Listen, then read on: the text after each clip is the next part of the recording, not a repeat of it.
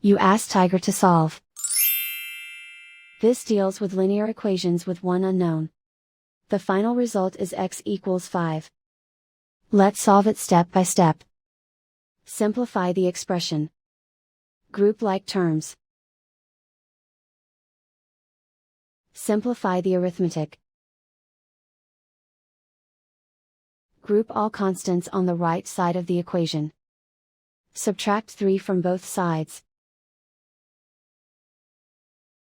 Simplify the arithmetic.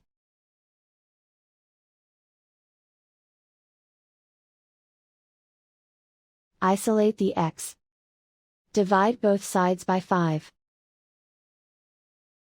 Simplify the fraction. Find the greatest common factor of the numerator and denominator. Factor out and cancel the greatest common factor. And so the final result is x equals 5.